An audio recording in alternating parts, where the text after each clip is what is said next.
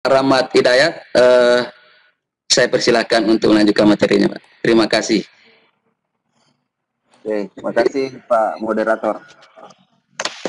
Assalamualaikum warahmatullahi wabarakatuh, Bapak Ibu guru sekalian. Jadi kita akan melanjutkan apa yang kita kerjakan di sesi pertama tadi.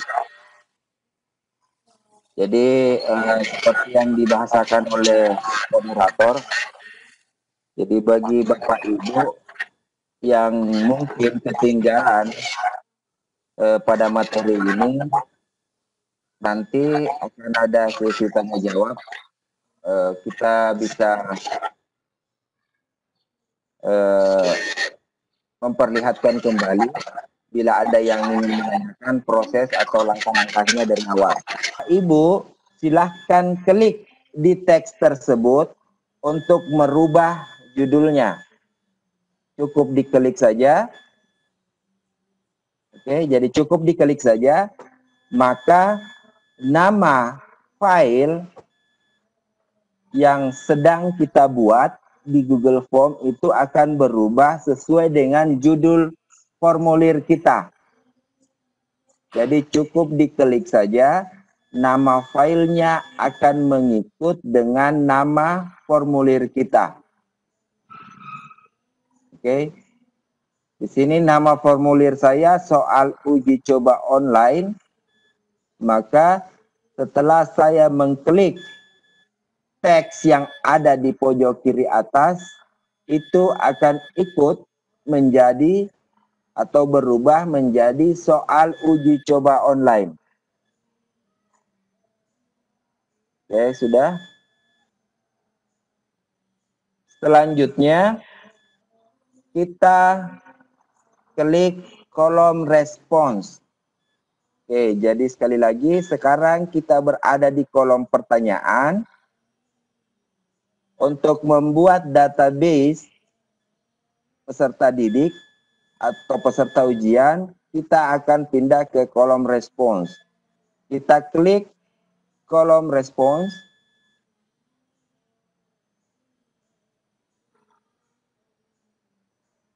Oke. Maka tampilannya akan seperti ini. Nantinya di sini akan berisikan data responden yang telah memberi tanggapan.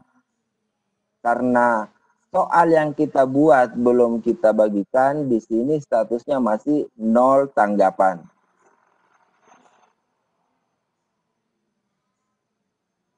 Oke. Sekarang kita akan membuat database untuk soal ujian kita dalam bentuk spreadsheet. Oke. Dalam bentuk spreadsheet atau sama dengan Excel.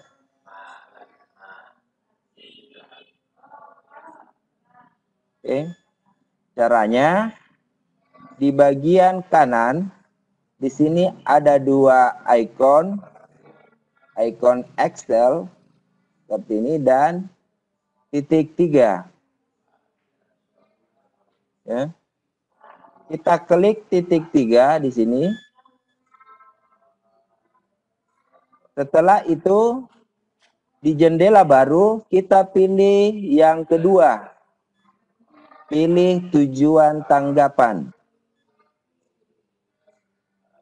Jadi silahkan Bapak Ibu klik yang itu, yang kedua.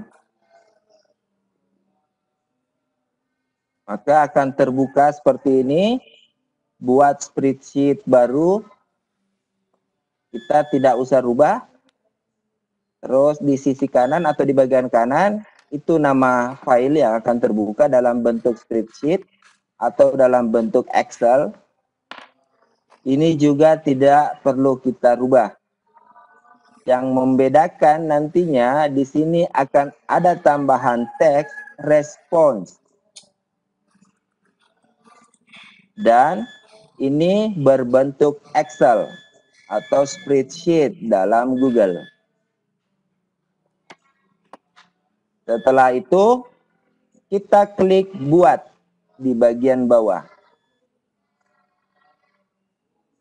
Klik buat, nantinya di sini di bagian kiri bawah ada statusnya. Bila sudah terlink,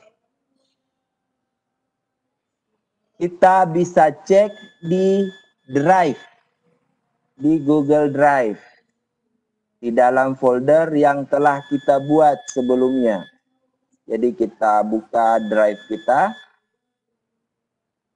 atau kita kembali ke Drive kita. Oke, jadi inilah isi folder kita. Akan bertambah satu file lagi sesuai dengan nama formulir Bapak Ibu sekalian. Di sini saya menggunakan nama soal uji coba online dalam kurung respons. Bapak Ibu juga akan memiliki file seperti ini nantinya, mungkin dengan nama yang berbeda, namun dengan tambahan teks di akhir yang sama. Jadi semuanya akan mendapatkan tambahan teks respons di akhir nama filenya. Oke. Apa guna file ini atau apa fungsi dari file spreadsheet ini? Seperti yang saya bilang sebelumnya atau saya katakan sebelumnya, bahwa nantinya Google Form yang kita miliki akan mempunyai database. Jadi semua data dari peserta didik atau peserta ujian nantinya akan masuk di sini beserta jawaban dan skor yang mereka peroleh. Untuk membukanya kita cukup mengklik 2 kali file ini. Jadi kita klik 2 kali file ini.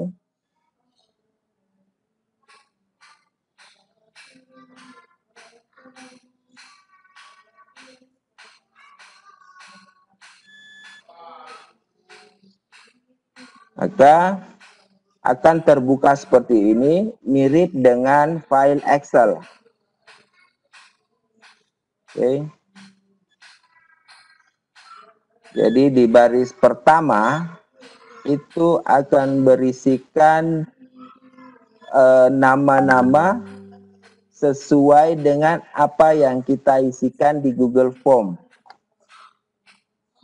Oke, di kolom A, timestamp, itu adalah kolom jam dan tanggal responden mengirim jawabannya.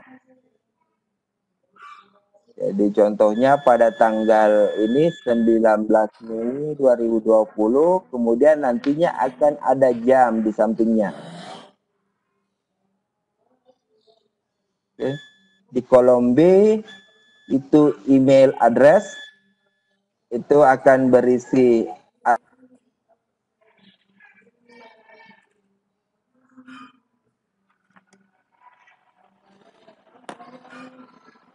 nilai yang diperoleh oleh peserta ujian berdasarkan jawaban yang dimasukkan. Kemudian di kolom D, nama, dan seterusnya. Di kolom G, token.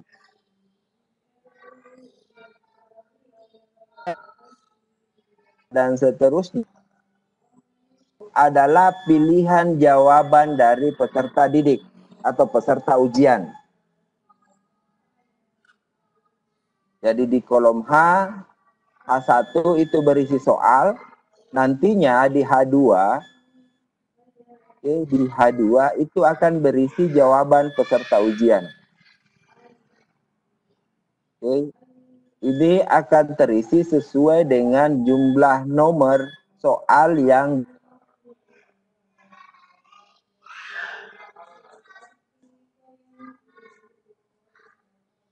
klik ke Google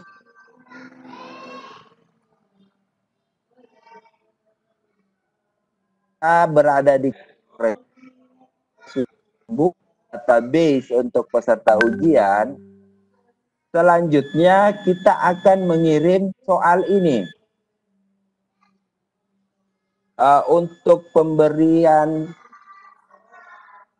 waktu untuk soal ini, mungkin saya usulkan di pertemuan kedua, biar tidak rancu, artinya tidak memusingkan Bapak Ibu. Karena proses pembuatan timingnya juga nantinya agak ribet. Ada beberapa langkah juga yang perlu kita lakukan. Jadi untuk sementara kita belum memberikan timer ya untuk soal yang kita buat. Tapi nantinya kita tetap akan menggunakan soal ini yang kita buat sekarang. Jadi nantinya di database setiap peserta ujian itu akan terdata alamat emailnya.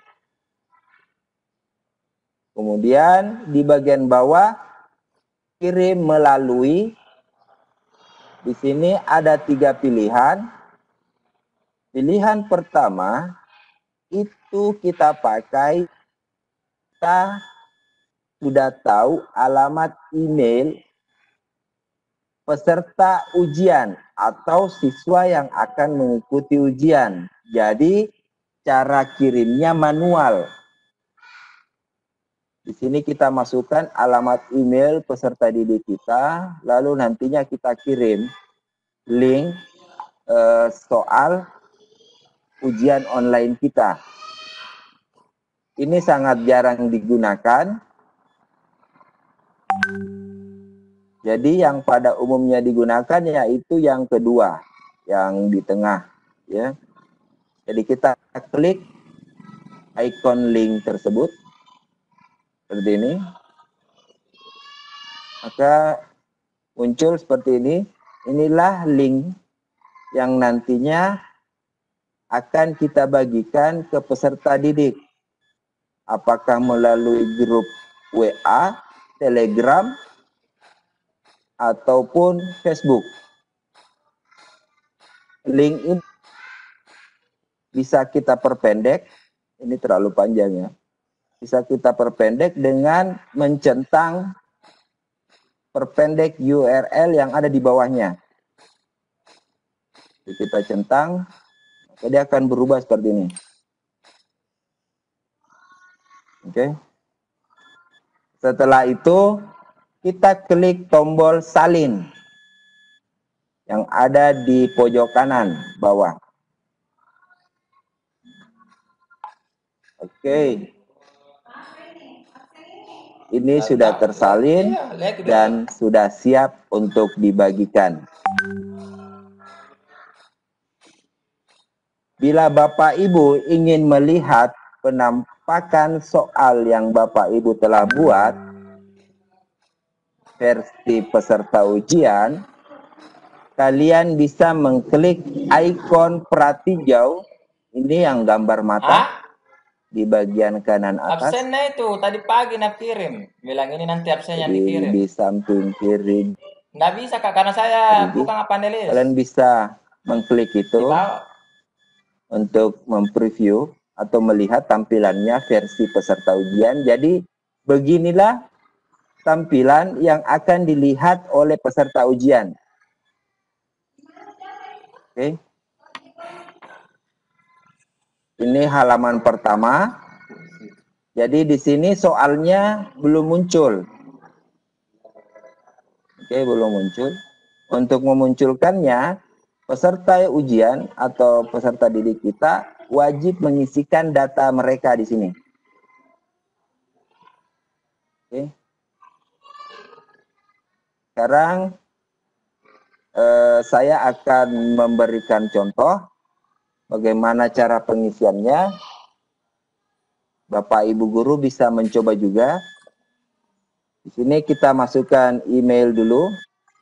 Jadi saya masukkan email yang ada di alamat email, kemudian nama,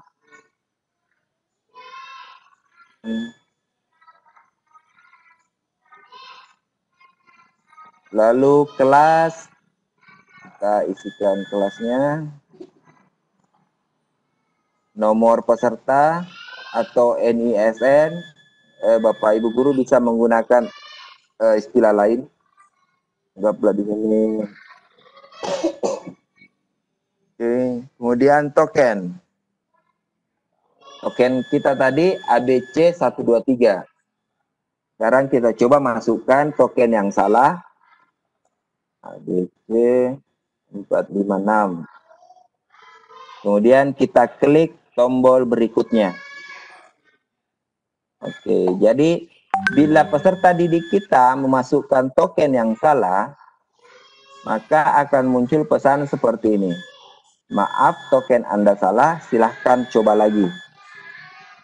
Atau pesan yang sesuai yang Bapak Ibu guru buat sebelumnya.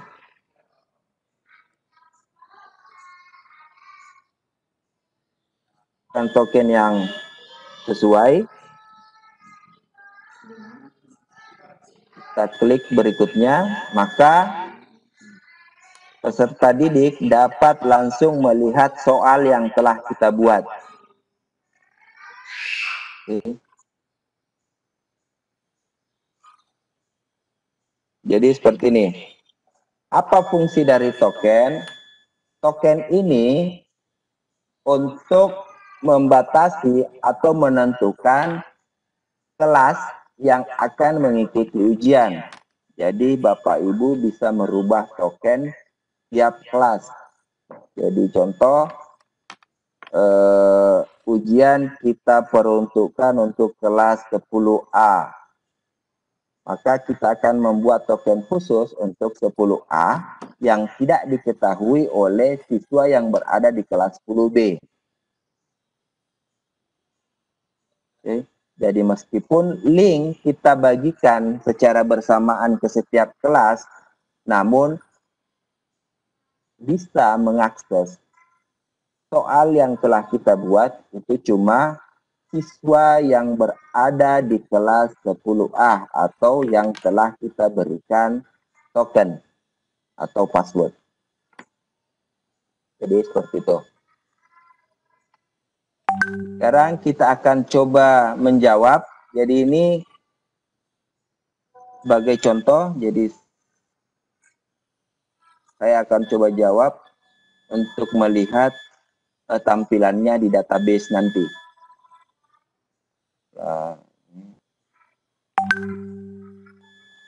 Di sini saya cuma membuat 2 soal, tentunya beda dengan yang Bapak Ibu buat. Mungkin ada yang membuat 5 atau 10. Oke. Setelah semuanya terjawab, peserta didik akan menekan tombol kirim. Oke. Jadi mereka akan menombol tombol kirim.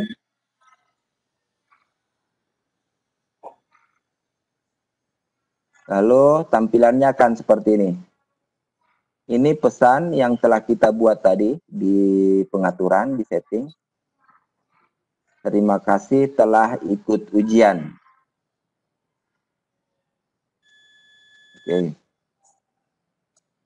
Sekarang kita lihat di database atau spreadsheet yang telah kita buat yang berbentuk Excel.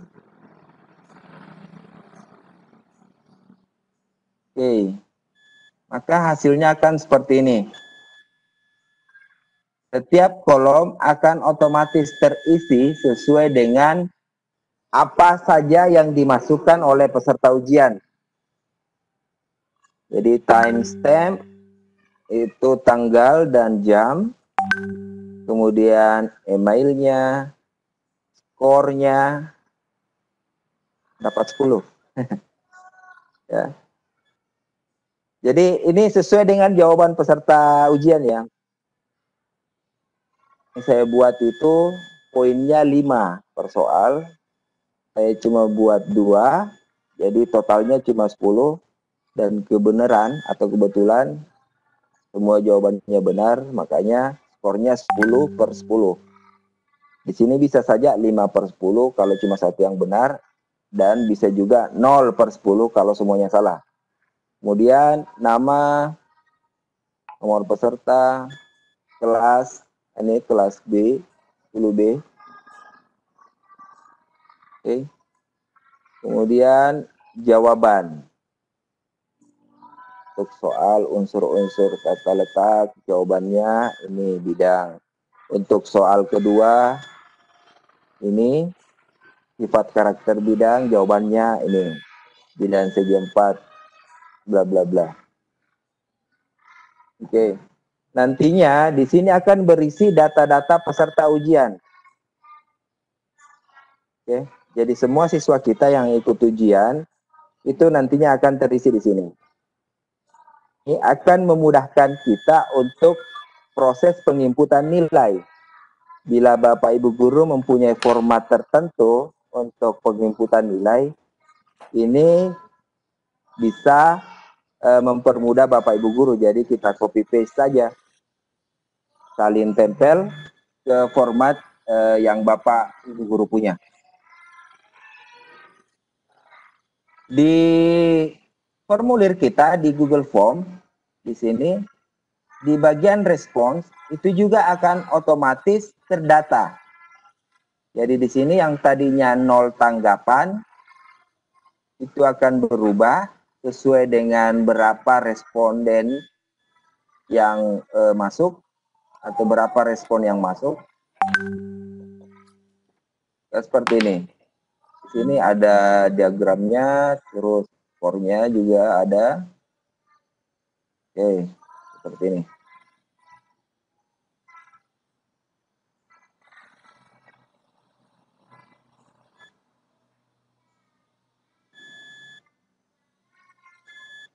Jadi bila Bapak Ibu guru telah memberikan soal ini kepada kelas tertentu, untuk pindah ke kelas yang lain atau tadinya ini anggaplah kelas 10B.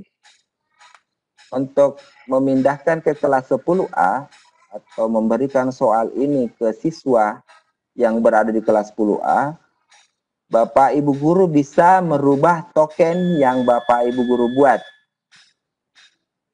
Jadi caranya tinggal klik kolom token yang telah kita buat sebelumnya di sini. Oke. Ini token yang kita buat di awal, ABC 123. Bapak Ibu guru bisa merubahnya. Jadi ABC 123 kita rubah menjadi 123 ABC. Sebagai contoh. Dan ingat, token yang Bapak Ibu guru buat itu ke peserta didik atau ke kelas yang Bapak Ibu guru inginkan untuk melaksanakan ujian.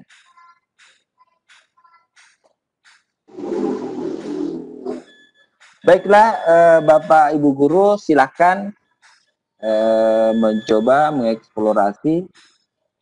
Bila ada yang masih kurang jelas atau ingin dipertanyakan, silakan masukkan pertanyaannya dan kita akan bahas nanti di sesi tanya jawab. Saya kira inilah yang bisa saya sampaikan untuk sementara tentang cara membuat ujian online melalui Google Form. Untuk tambahan timer dan lain sebagainya itu akan kita laksanakan di hari kedua atau hari Kamis. Setelah itu saya kembalikan kepada moderator. Assalamualaikum warahmatullahi wabarakatuh. Waalaikumsalam warahmatullahi wabarakatuh. Bapak Ibu, tadi presenter telah menyampaikan materinya dengan sangat jelas dan cukup terinci. Namun mungkin Bapak Ibu masih ada yang kurang jelas. Untuk sesi ini saya akan buka sesi pertanyaan. Silakan Bapak Ibu yang ingin bertanya bisa menggunakan mengangkat tangan dengan mengklik raise hand-nya. Tapi saya akan sampaikan dulu ke pemateri. Ada beberapa pertanyaan yang sempat masuk di ruang chat.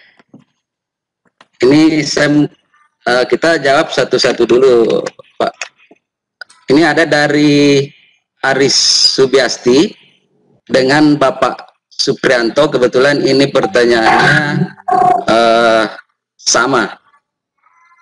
Pertanyaan itu, dalam setelan Google Formulir, kalau tidak diminta email siswa, bagaimana Pak? Cukup data nama siswa.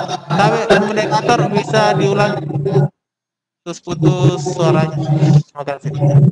Oh ya, ulangi pertanyaannya dari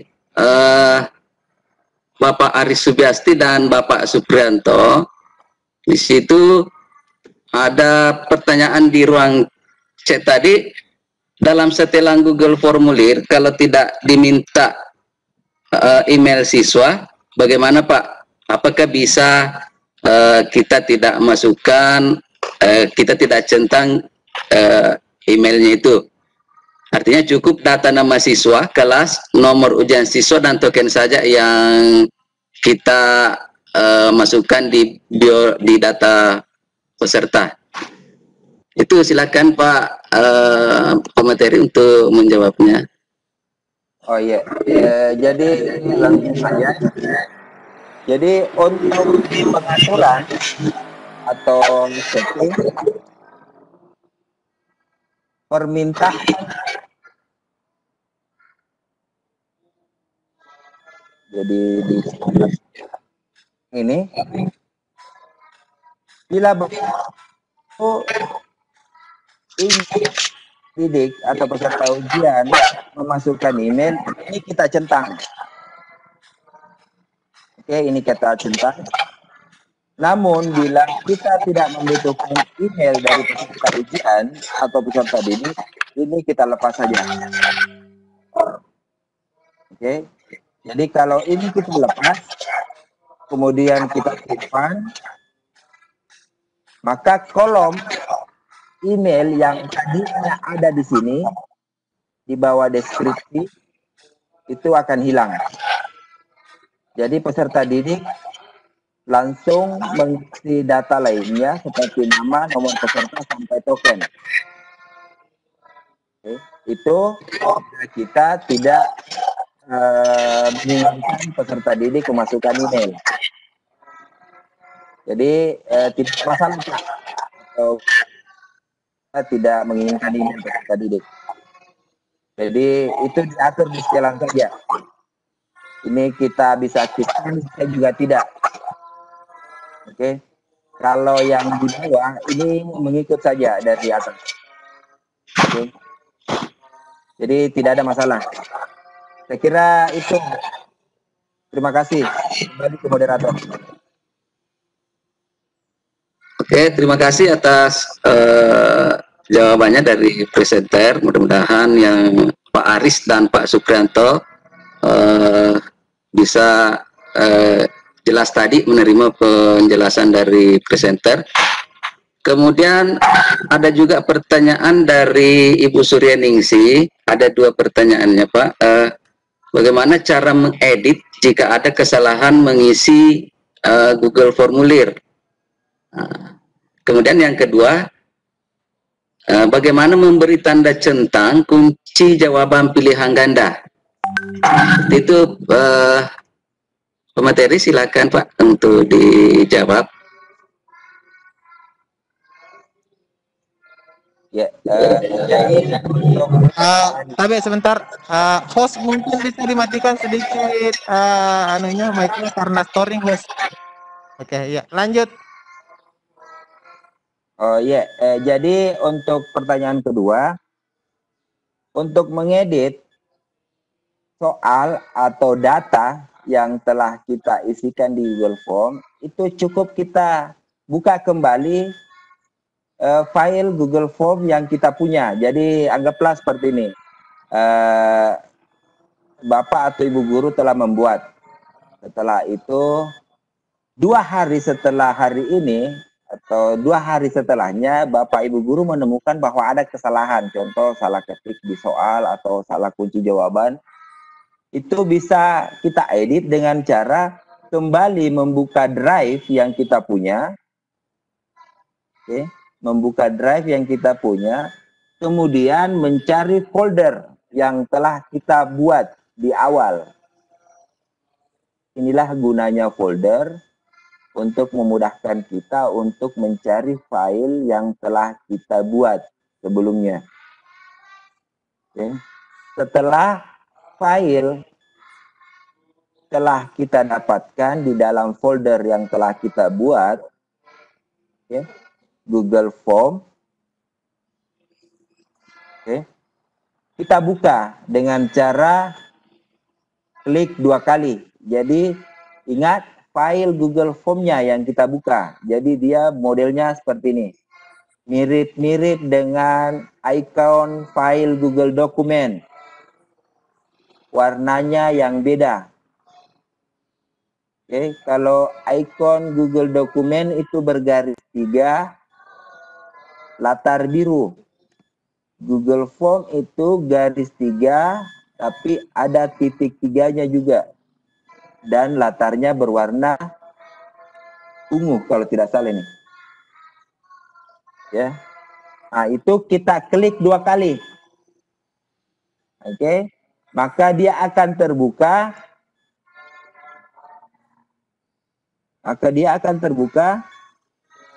Tampilannya seperti ini yang telah kita buat sebelumnya.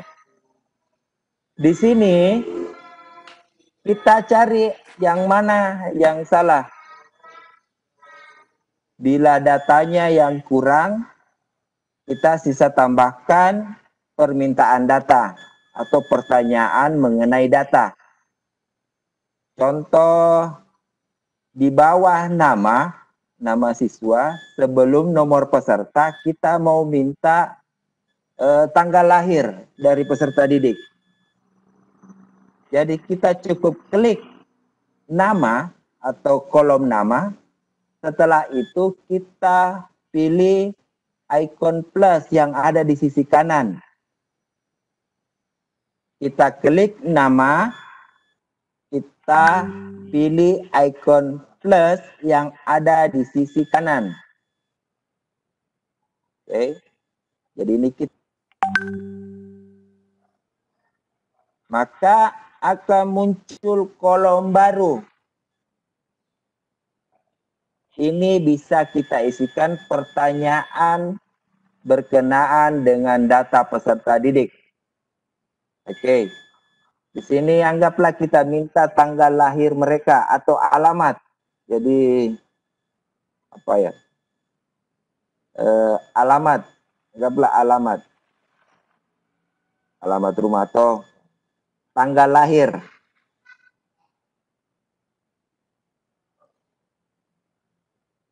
Minta tanggal lahir. Maka di sini pilihan jawabannya biasanya akan otomatis berubah menjadi tanggal. Oke. Apabila tidak berubah atau tidak otomatis, kalian bisa klik. Jadi kita klik di sini, kita tuliskan tanggal lahir. Kita klik di sini di bagian kanan, kolom bagian kanan. Kemudian kita cari tanggal ini.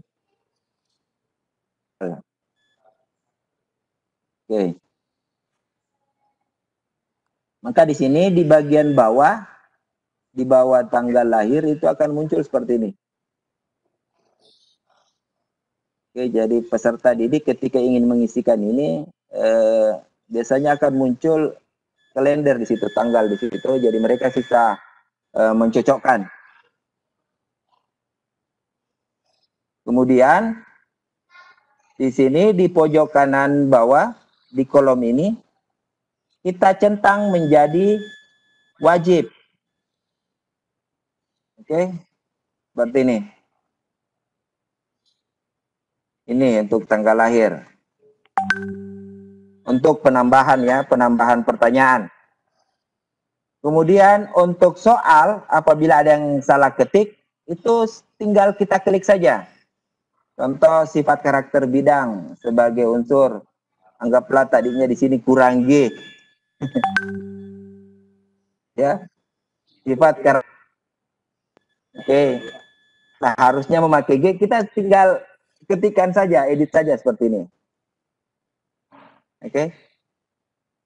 Setelah itu kita kirim kembali ke peserta didik. Jadi kembali lagi tadi untuk tanggal lahir saya perlihatkan penampakannya. Jadi ini penampakannya nanti. Untuk melihatnya kita bisa kembali klik ikon mata atau preview, pratinjau di sini di samping ikon gerigi, klik.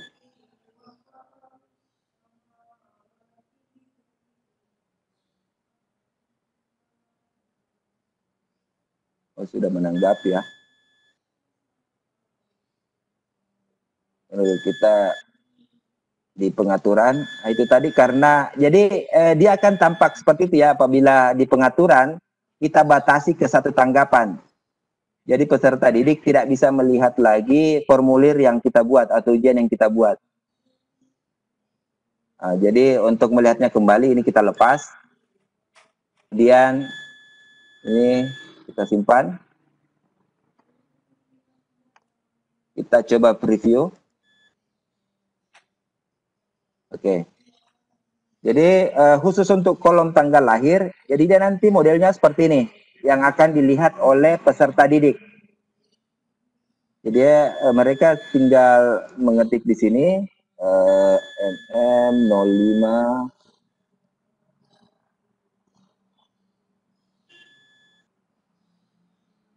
tahunnya. Oke, seperti itu. Jadi tampilannya akan seperti ini. Oke. Apabila kita tidak mau mengetik manual, bisa juga memilihnya melalui pop-up yang keluar seperti ini. Oke. Saya kira itu untuk pertanyaan kedua. Cara mengedit formulir yang telah kita buat atau menambahkan apa yang kita. Terima kasih, saya kembali ke moderator. Ya, terima kasih pemateri. Untuk pertanyaan selanjutnya ini sangat penting saya rasa karena ada 4 atau 5 dari peserta kita menanyakan hal yang sama, Pak. Dari Ibu Suryaningsi, kemudian Ibu Desi Apriani, dari Pak Imran Ali dan Pak Musamil, itu pertanyaannya sama. Serangkum yang intinya adalah bagaimana cara menginput soal yang berupa misalnya persamaan reaksi kimia atau simbol-simbol matematika atau fisika. Karena katanya dia copy masuk itu berubah.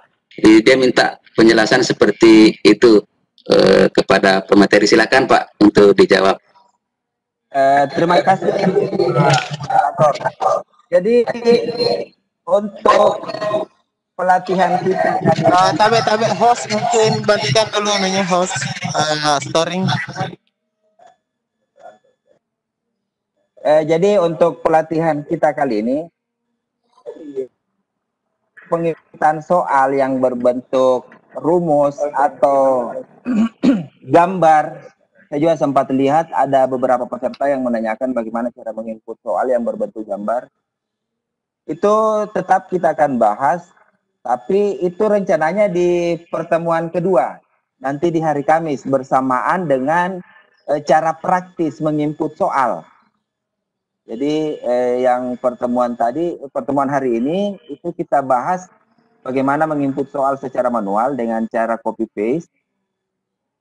Oke, seperti penjelasan saya di awal, nantinya juga saya akan memberi tutorial atau cara bagaimana menginput soal secara otomatis atau praktis, dan juga timer, memasang timer pada soal yang kita buat. Nah, ini juga berkenaan dengan bagaimana cara penginputan soal yang berbentuk gambar.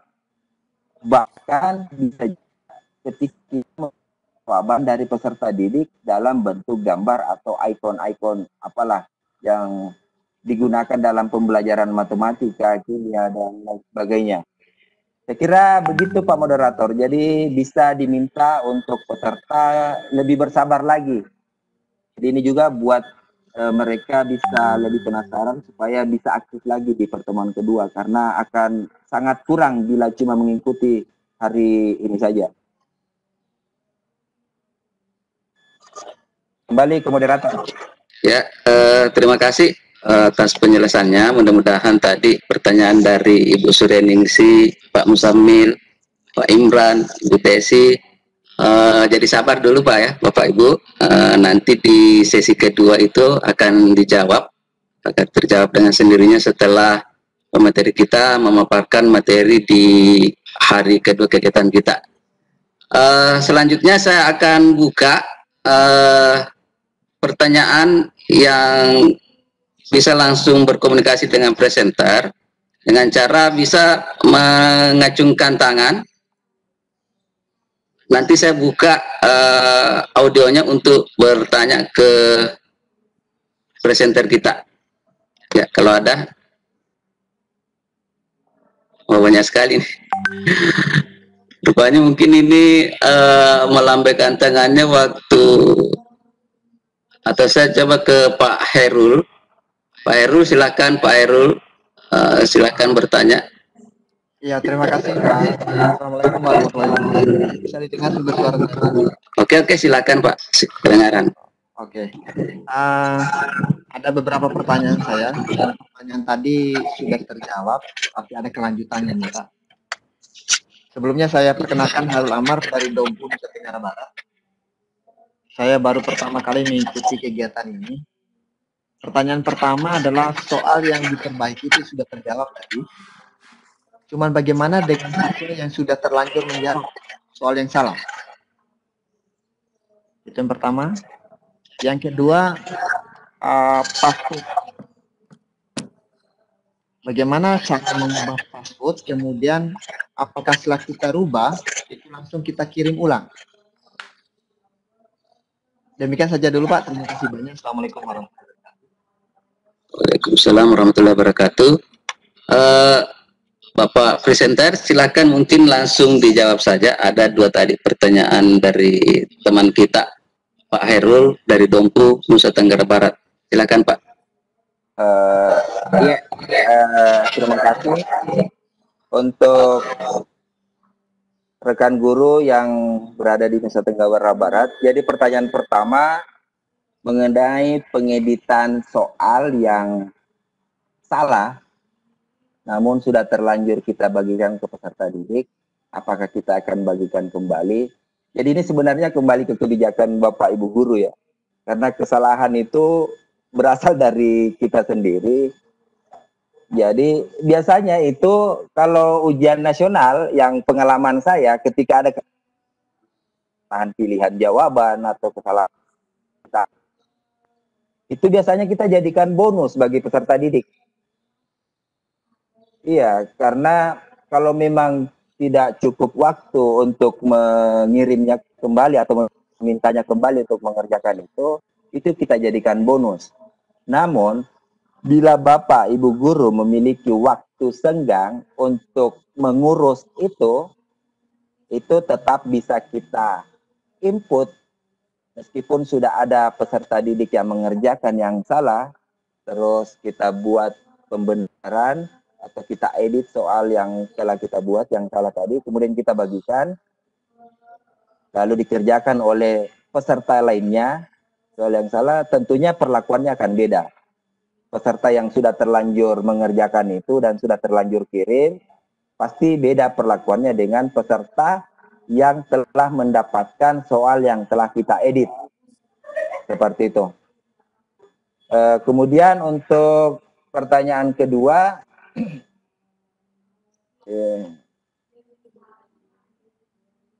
jadi sebelum ke pertanyaan kedua, pemateri kedua akan memberikan tambahan jawaban. Silakan. Baik, terima kasih Bapak Khairul di Dompu di Nusa Tenggara Barat. Pertanyaan pertama tadi saya tambahkan saja bahwa memang dalam setiap pengerjaan atau penginputan soal kadang kita sebagai admin atau guru yang membuat soal. Tapi host bisa sedikit di mic-nya, storing host. Ya, kadang kita dalam setiap membuat soal ada beberapa kesalahan-kesalahan, termasuk mungkin dari segi penulisan soal, kemudian opsi jawaban yang tidak benar. Nah, ketika itu terjadi dan sementara siswa yang mengerjakan soal melihat hal tersebut, artinya siswa ini dengan teliti, ternyata dia melihat, oh ini salah, soal pilihan jawabannya tidak ada yang benar. Jadi dia bisa langsung menyampaikan kepada pengawas, dia bisa ke guru, menyampaikan ke guru bahwa pilihan atau pilihan jawaban yang di soal ini tidak ada yang benar atau mungkin salah ketik. Selama kuis atau ujian itu belum dikirim, belum disubmit.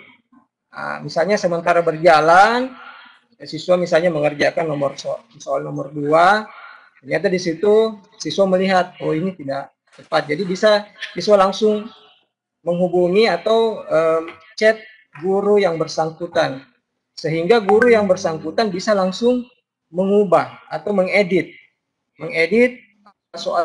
soal pertanyaan tersebut di Google Drive yang presenter tadi. Nah, setelah itu tinggal dikirim. Nah, jadi otomatis ketika misalnya peserta mengerjakan soal di tampilan desktopnya, itu di-refresh saja, nah itu nanti sudah berubah soalnya yang sudah diedit selama belum dikirim atau disubmit. Kalau sudah dikirim atau disubmit, tentu hasilnya itu sudah masuk ke kolom spreadsheet, artinya sudah direspons, sudah masuk di respons atau di database. Karena kalau sudah masuk di database, maka dengan otomatis seperti yang disampaikan oleh presenter tadi, maka tentu itu bukan di luar bisa dikasih bonus saja, ya. Saya pikir itu tambahan dari saya. Saya kembali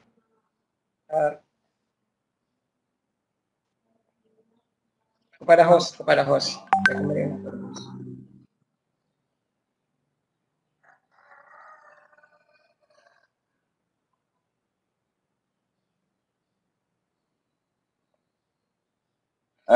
Baiklah, saya lanjut untuk pertanyaan kedua dari rekan guru di FTB. Masalah token. Jadi, seperti yang saya katakan tadi, jadi token ini bisa kita rubah tergantung kelas yang akan melaksanakan ujian. Contoh, untuk sesi pertama, kelas yang mengadakan ujian itu adalah kelas 10A atau kelas 1A. Maka kita buat token seperti yang pertama, atau kita pakai ini, 1, 2, 3 ABC. Oke, 1, 2, 3 ABC. Kemudian ini kita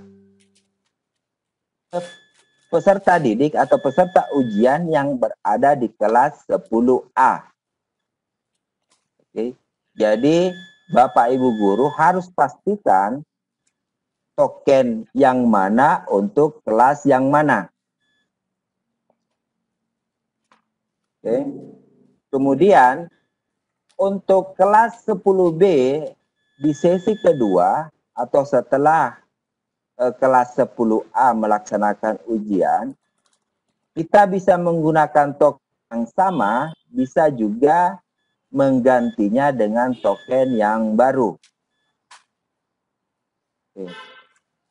Sebenarnya apa fungsi dari token ini? Itu untuk menghindari peserta ujian atau peserta didik yang kita tidak inginkan ikut mengerjakan soal ini. Jadi contoh kasus, Sesi 1 kita peruntukkan untuk kelas 10A.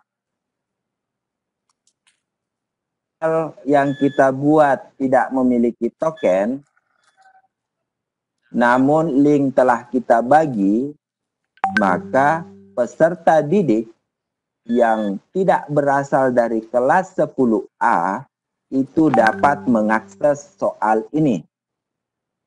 Maka inilah fungsi dari token. Seperti itu. Nah, untuk sesi kedua, untuk kelas 10B, kenapa kita harus merubah token? Ini untuk menghindari kejahilan kelas 10A atau siswa yang lain yang belum waktunya untuk masuk ikut mengikuti atau mengerjakan soal ini. Jadi seperti itu. Nah, pasti Bapak Ibu akan bertanya bagaimana kasusnya bila kedua kelas ini melaksanakan ujian yang sama. Apakah tokennya bisa dibedakan? Nah, muncul pertanyaan balik. Buat apa kita buat token yang berbeda kalau waktunya sama? Oke. Jadi apabila waktunya sama, tidak apa-apa, tokennya sama. Toh yang membedakan, pertanyaan sebelumnya itu ada kelas. Nah, di situ nanti yang pertanyaan ini yang mengidentifikasi peserta ujian, apakah dia di kelas 10A, di kelas 10B, di kelas 10C. Kalau itu tidak cukup, ada nomor peserta. Kalau itu tidak cukup, ada tanggal lahir. Kalaupun itu tidak cukup, ada nama. Jadi seperti itu. Jadi yang perlu Bapak Ibu pahami, fungsi dari token atau password itu sendiri. Jadi itu gunanya untuk menghindari hal-hal yang kita tidak inginkan mengganggu proses ujian yang kita jadwalkan atau yang kita jalankan. Saya kira itu, saya kembali ke moderator. Ya, terima kasih pemateri. Jawabannya cukup jelas. Mudah-mudahan Pak Srul tadi dari Dompo NTB mendapat pencerahan dari apa yang disampaikan oleh pemateri. Saya buka lagi ke pertanyaan kepada mungkin dari teman kita yang perempuan untuk melakukan mengajukan pertanyaannya. Ibu Erni Handayani, kalau ada pertanyaan silakan Bu, mic-nya sudah saya buka.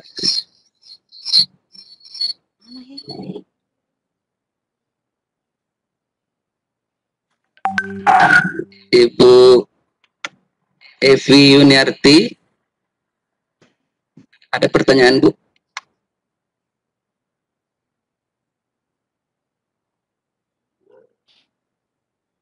Ya Pak. Ya silakan Bu, kalau ada pertanyaannya. Ya, Assalamualaikum warahmatullahi wabarakatuh. Waalaikumsalam warahmatullahi wabarakatuh. Pak, saya mau nanya nih Pak, mengenai kelas yang tadi Pak, masih kurang paham saya kan Pak. Ibu Evi dari mana Bu? Dari Banda Aceh Pak. Oh iya ya, dari mana? Silakan Bu, silakan. Ya, jadi pada kelas itu kan Pak, ini kan pada Google Form yang Bapak isi, itu kelasnya kan ada beberapa kelas gitu kan. Untuk kita istilahnya menuju salah satu kelas itu gimana caranya Pak? Halo Pak? Ya, ada lagi Bu? Cuma satu pertanyaan. Itu aja dulu Pak. Oh iya ya. Terima kasih Bu. Terima kasih Pak.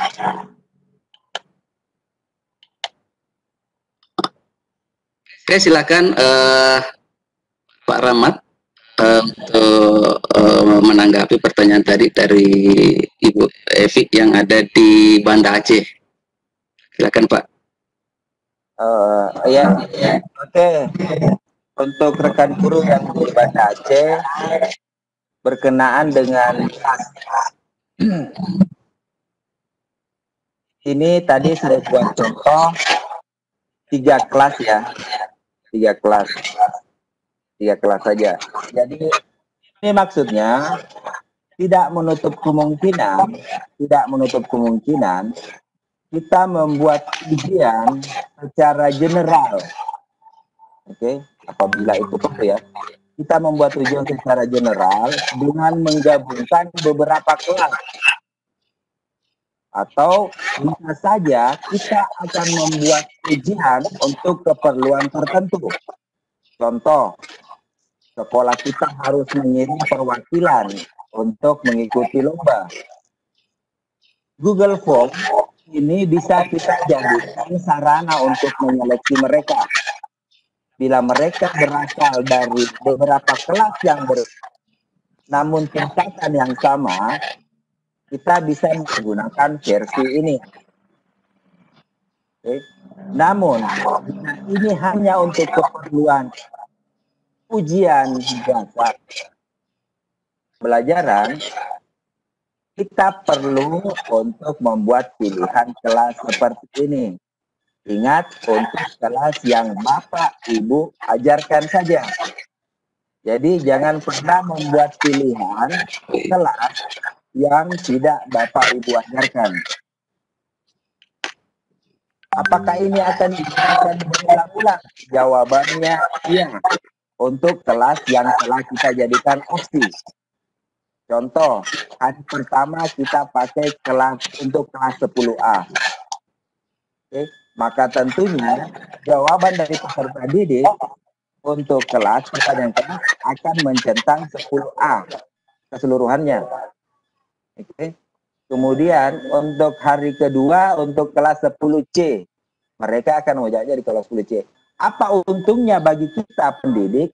Nantinya di database yang berbentuk spreadsheet atau berbentuk Excel, itu dapat kita input atau kita ambilnya ke format yang kita punya. Jadi anggaplah di sini yang pertama format kelas, berikutnya 10C, 10A, 10D, 10C dan seperti itu. Untuk mengambilnya tentunya kita bisa mengurutnya sesuai dengan kelasnya. Jadi anggaplah urutan 1 sampai 10, 10B semua. Selanjutnya 10C, selanjutnya 10A. Jadi kemudahannya di situ, keuntungannya di situ bila kita membuat pilihan kelas seperti ini. Namun, bila kita ingin gunakan soal yang sama atau kita telah mengedit pertanyaan, anggaplah tetap kita pakai form ini, pertanyaannya kita rubah untuk kelas lain atau untuk tingkat kelas 2. Anggaplah ini soal untuk kelas 1, kita rubah pertanyaannya untuk kelas 2. Jadi kita tinggal edit. Pilihan jawabannya juga kita edit. Oke. Jadi pilihan jawabannya juga kita edit. Dan ini diperuntukkan untuk kelas 2. Pilihan kelasnya di sini kita rubah saja menjadi, anggaplah yang pertama 2A. Di sini 11B. Dan di sini tidak ada 11C. Contoh kita tidak mengajar di 11C. Ini kita hapus saja. Caranya menghapus, di bagian kanan di sini ada tanda silang. Klik saja ini. Hapus. Maka akan berubah menjadi 2 pilihan saja. Setelah 3 hari kemudian kita mengajar di kelas 3. Dan ternyata ada 3 kelas. 12A, 12B, dan 12C. Untuk menambahkannya sisa ketikkan di sini. Ditambahkan opsi. Menjadi 12C seumpama. Oke, jadi apa keuntungannya dari pembagian kelas ini? Itu akan memudahkan kita ketika penginputan nilai. Ketika kita akan mengambil nilai yang di database, kita mau pindahkan ke format penilaian yang kita miliki. Jadi saya kira seperti itu teman guru dari Aceh. Semoga bermanfaat. Saya kembali ke moderator. Ya, terima kasih pemateri atas jawabannya. Tadi pertanyaan Ibu Evi dari Banda Aceh. Mudah-mudahan Ibu Evi bisa lebih jelas dari apa yang disampaikan tadi oleh pemateri kita. Selanjutnya masih ada waktu 30 menit. Ini saya akan berikan kesempatan kepada, mudah-mudahan ini teman kita dari Sulawesi, Andi Nurwega. Di Nurwega silakan Bu atau Bapak, silakan. Kalau ada yang ingin ditanyakan, mic-nya sudah saya buka.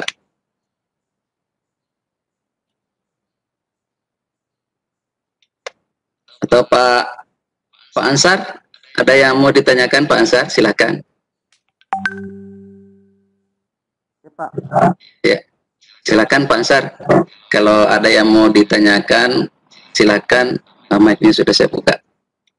Assalamualaikum warahmatullahi wabarakatuh. Waalaikumsalam warahmatullahi wabarakatuh. Perkenalkan, saya Pak dari Taksiman 1 Kota Makassar. Halo Pak Ansar, kalau bisa Pak Ansar mic-nya didekatkan ke sumber suaranya karena agak kecil kedengarannya Pak. Ya, silakan dilanjut Pak Ansar. Oke, saya dari Ya. 1 Kota Makassar. Oke Pak, kebetulan saya mampu mata pelajaran bahasa Arab. Nah, saya ini sudah bikin soal di form yang jadi permasalahan itu jika soalnya di Pak 11 seperti itu bahwa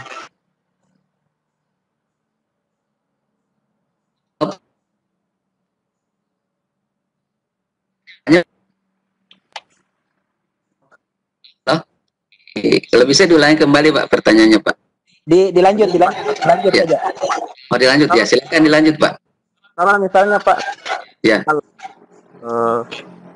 misalnya dari kata yang bergaris bawah, nah, biasanya di soal Pak, tadi saya coba-coba ini ternyata kata yang di itu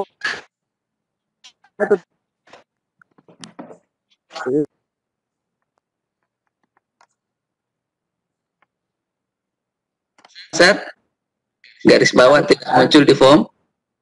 itu Pak, terus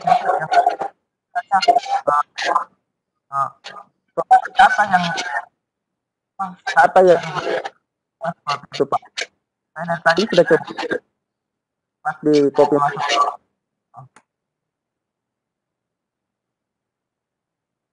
Oh, aduh. Oke Pak Ansar, ya. Mungkin Pak Rahmat sudah mengcopy tadi apa yang disampaikan oleh Pak Ansar dari Makassar. Pertanyaannya silakan ditanggapi Pak.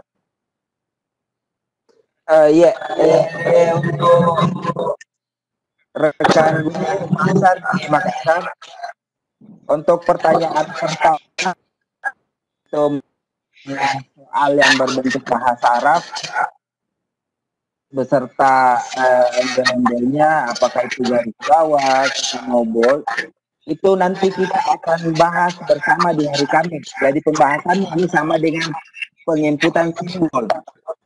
Jadi sama dengan itu Pak. Jadi sama dengan pembelajaran matematika, kimia, fisika yang memakai simbol seperti itu. Jadi insya Allah hari Kamis kita akan bahas itu. Kemudian untuk pertanyaan yang kedua, saya kurang tangkap juga, mungkin bisa diulang. Begitu.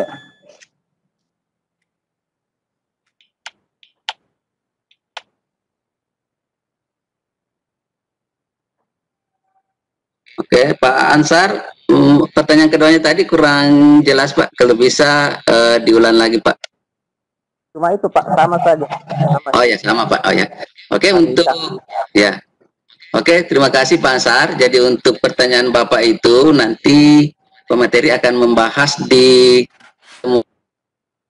Jadi silakan Bapak untuk terus gabung nanti hari Sabtu. Itu materinya akan lebih menarik lagi Pak, karena ini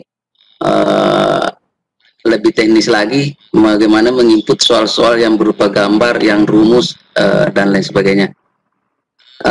Saya buka kembali pertanyaan untuk Ibu Hasniar. Ibu Hasniar, silakan Bu, kalau ada pertanyaannya.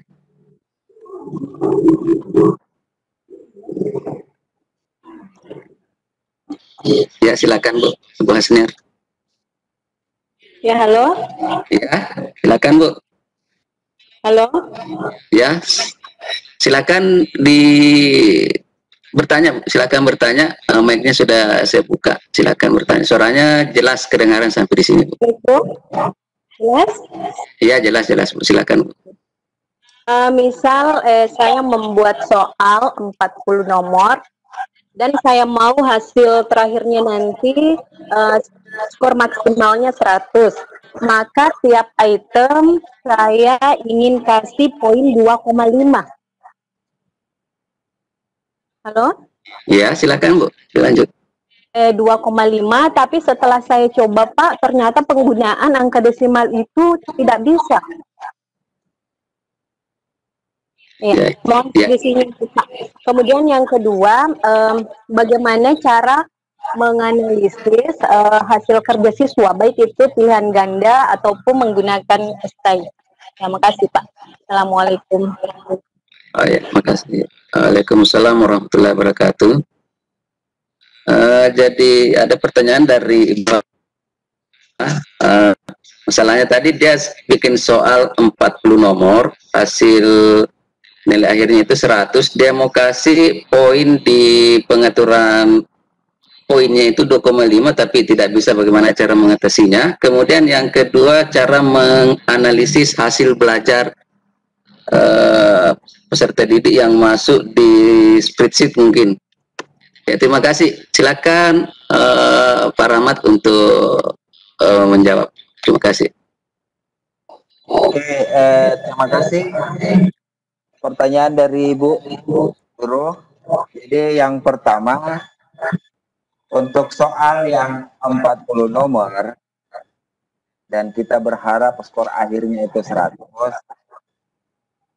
kiranya mencoba memastikan poin 2,5 dan ternyata tidak bisa di Google Form, itu sebenarnya cuma masalah teknis, Bu. Jadi skor akhir yang 100 itu bisa kita tambahkan 1 nolnya.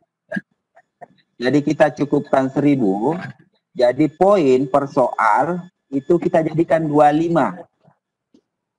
Oke, kita jadikan dulu. Nah, ketika kita menginginkan 100, nantinya apabila sudah terinput di spreadsheet atau di Excel, file Excelnya seperti ini kan jelas Bu, poinnya berapa. Itu sisa kita atur di pengaturan spreadsheet. Jadi di atas, di sini ada fitur tambah angka desimal atau mengurangi angka desimal. Jadi akan otomatis berubah untuk itu. Kemudian untuk pertanyaan kedua, masalah analisa. Jadi seperti ini Bu, file spreadsheet yang kita punya di Google Form ini sebenarnya bisa kita anggap masih mentah. Oke, jadi pada dasarnya Bu atau Bapak Guru memiliki format penilaian tersendiri. Oke, jadi sekarang ada beberapa format penilaian yang dimiliki guru mata pelajaran bahkan wali kelas. Connect ke nilai rapor. Di sana akan ada analisis tersendiri untuk itu. Jadi apa yang disediakan oleh Google Form ini masih bisa dianggap masih mentah. Oke, jadi kita cuma mengambil nilai yang ada, nantinya kita kalkulasi dengan nilai-nilai yang lainnya karena tentunya nilai kehadiran, sikap, dan lain sebagainya. Dan itu membutuhkan analisis tersendiri. Jadi seperti itu Bapak Ibu Guru sekalian. Jadi kembali lagi yang pertama, apabila skor akhir yang kita ingin bisa terinput di Google Form, maka kita harus pintar-pintar mentaktisi. Yang tadinya cuma 100 untuk 40 nomor, kita tambahkan atau jadikan 1000. Jadi poin per soal kita jadikan 25. Oke, pengaturannya nanti di spreadsheet kita kurangi atau jadikan kurangi angka desimalnya. Saya kira itu. Terima kasih. Ya, terima kasih atas jawaban presenter. Mudah-mudahan Ibu siapa tadi? Dan Ibu bisa jelas tadi menangkap apa yang disampaikan oleh presenter kita. Jadi solusinya seperti itu. Bagaimana nanti Ibu mentaktisi di Google Spreadsheet. Kemudian mungkin masih bisa ada 2 atau 3 pertanyaan lagi. Saya minta kepada Jasmi Rosa untuk bertanya. Silakan Bu Jasmi.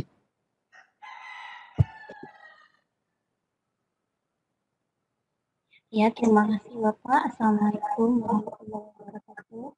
Waalaikumsalam warahmatullahi wabarakatuh.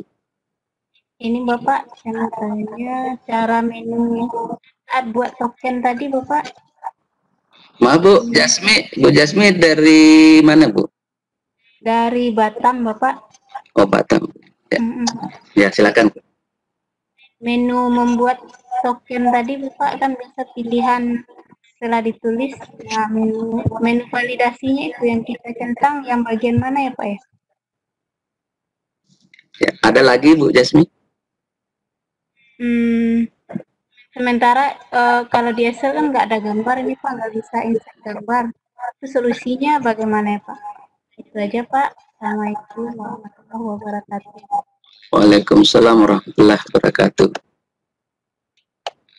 Jadi ada pertanyaan dari Ibu Jasmi Rosa yang ada teman kita dari Batam. Dia minta kepada presenter untuk mengulangi kembali cara pembuatan token. Jadi dia minta bagaimana cara membuat validasi responnya itu. Kemudian pertanyaan kedua tadi apa ya? Oke, silakan dijawab Pak Rahmat. Ada pertanyaan teman kita Ibu Jasmi Rosa dari Batam. Oke, terima kasih Pak Moderator. Untuk rekan guru di Batam, jadi pertanyaan pertama masalah token. Oke, saya perlihatkan kembali cara pembuatan token atau password.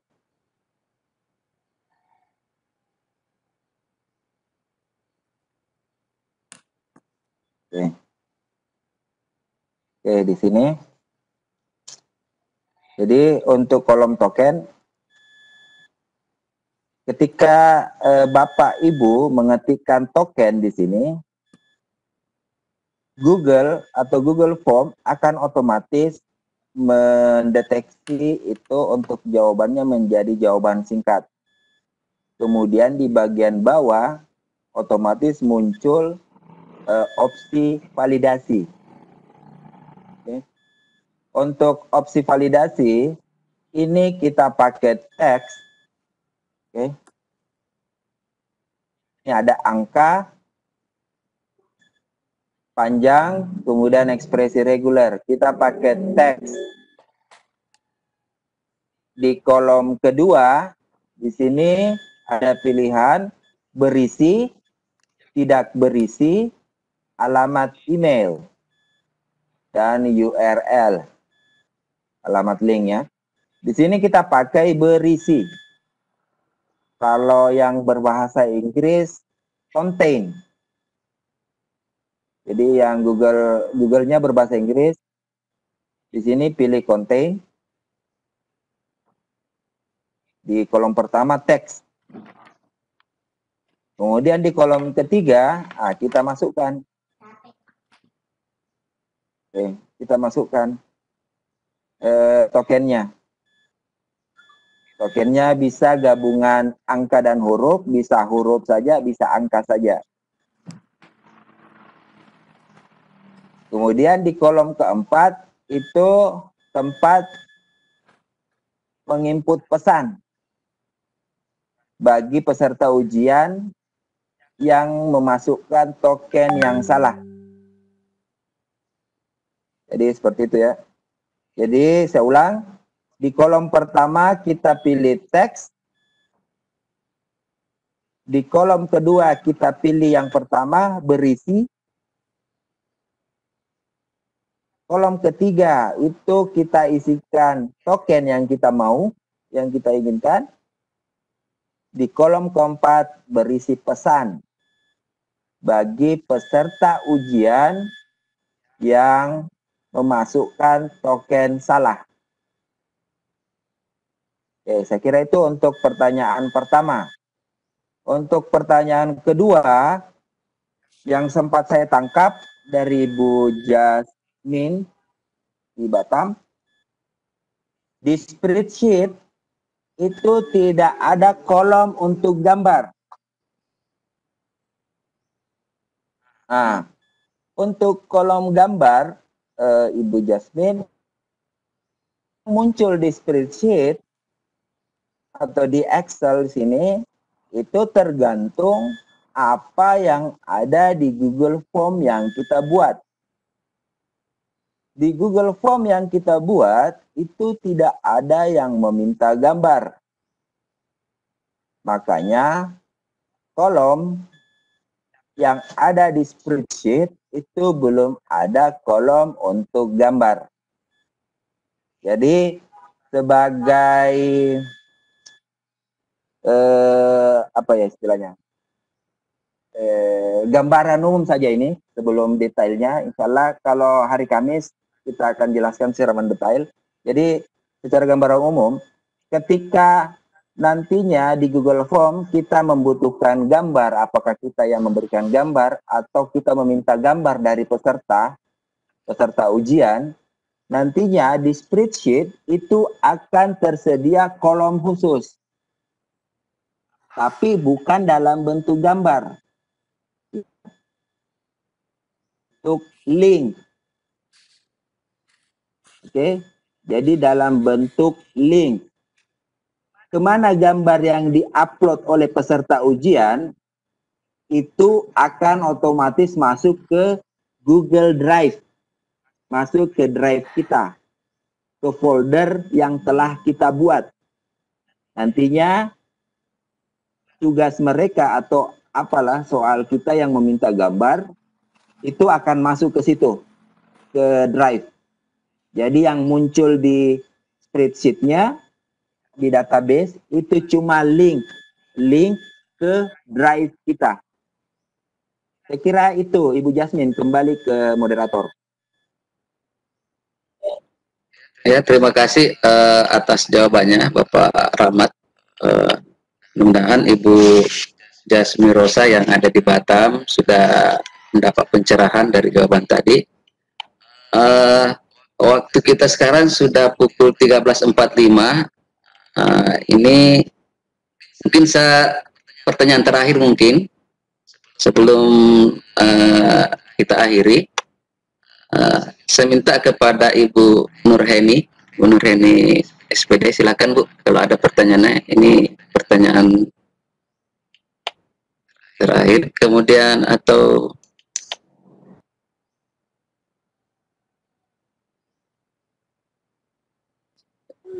Andi Nurwaiga, silakan Bu.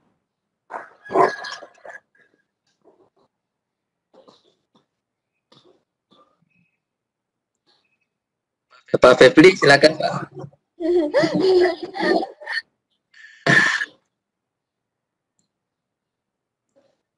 Halo, Assalamualaikum.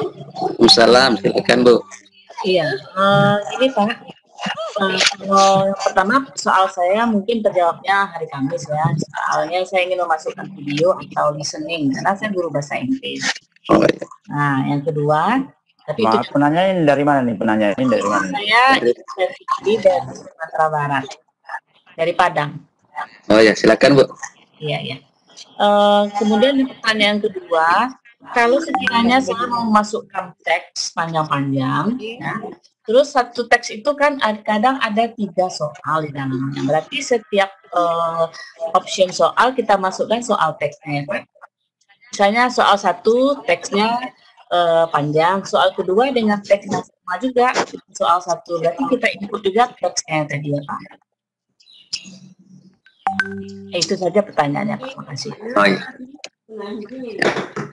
Terima kasih Bu, Ibu Febri dari Padang, Sumatera Barat. Pertanyaan tadi ada 2. Dan juga guru bahasa Inggris sama dengan pemateri kita. Bahasa Inggris ini pas sekali. Apalagi di soal bahasa Inggris itu banyak sekali soal-soal bacaan yang satu bacaan itu bisa 3 soal atau 4. Silakan kepada Pak Rahmat untuk menjawab, Pak. Oke, terima kasih Pak Moderator. Baiklah, untuk rekan guru di Padang, Sumatera Barat. Jadi untuk soal bahasa, jadi bahasa Inggris maupun bahasa Indonesia, biasanya memang kita punya soal yang berbentuk bacaan atau teks, kemudian pertanyaannya menyusul di bawah. Jadi untuk membuatnya itu sama ya seperti biasa. Jadi saya akan praktikkan di sini. Jadi tekan tombol atau icon plus yang ada di sisi kanan. Oke.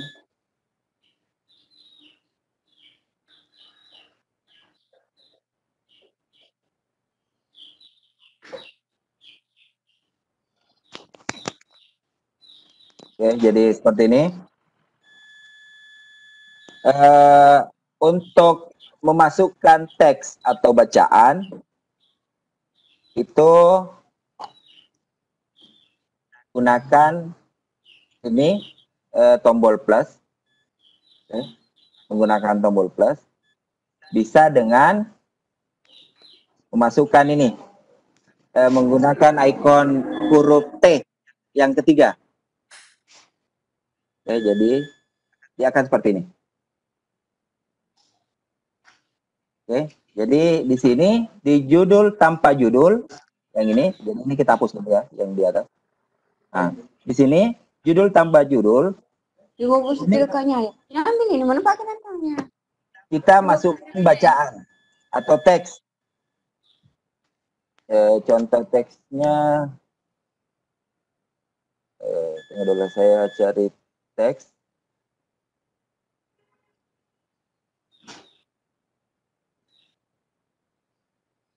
Bobo dekatnya ya. Weki.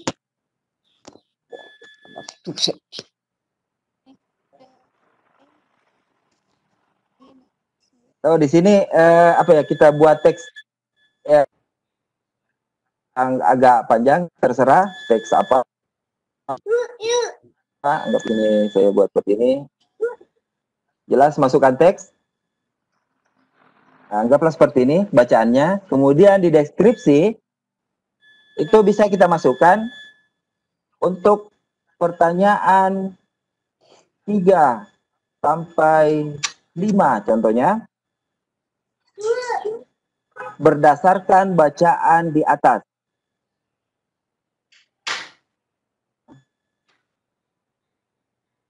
Seperti ini. Oke. Kemudian untuk pertanyaannya, kita kembali mengklik icon plus atau tombol plus yang ada di sisi kanan. Jadi kembali klik, maka muncul kolom pertanyaan seperti yang sebelumnya. Nah, di sini bisa kemana Budi pergi? Nah, pilihan ganda. Kita masukkan opsi pilihannya di sini. Oke. Kemudian untuk pertanyaan kedua tambah lagi. Apa pertanyaannya? Dengan siapa? Oke. Budi pergi. Seperti itu. Oke.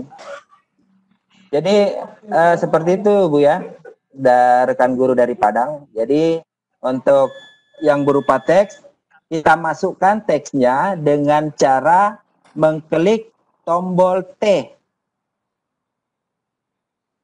Mengklik tombol T. Oke. Kemudian kita masukkan teksnya, lalu deskripsinya.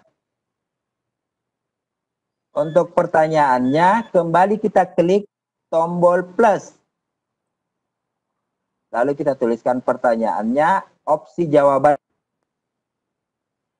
Seperti itu. Untuk soal yang berbentuk video ataupun listening, insya Allah Bu, hari Kamis kita akan praktekkan juga. Saya kira itu, kembali kepada moderator. Terima kasih. Ya, terima kasih atas jawabannya. Mudah-mudahan Ibu Febri tadi bisa menerima dengan baik. Dan kalaupun misalnya masih ada kurang, itu nanti akan dijelaskan di pertemuan selanjutnya di hari Sabtu.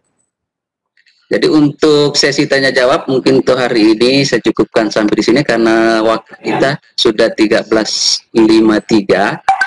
Tapi sebelum saya tutup, mungkin ada hal yang penting mau disampaikan oleh pemateri sebelum saya tutup. Silakan Pak, kalau masih ada yang perlu disampaikan, Pak Rahmat Utomo atau Pak Rahmat Hidayat, silakan Pak. Terima kasih Pak Moderator. Untuk Nusantara, perlu saya sampaikan, di sini kita belajar bersama, sharing and grow.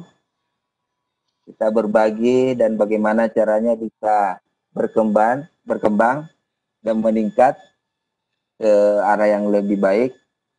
Jadi jangan pernah malu untuk bertanya, karena malu bertanya sesat di jalan.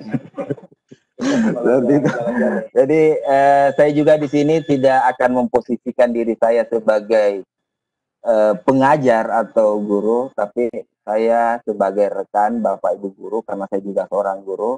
Cuma kebetulan saya sebagai pemateri di sini, presenter, dan kebetulan juga paham tentang ini.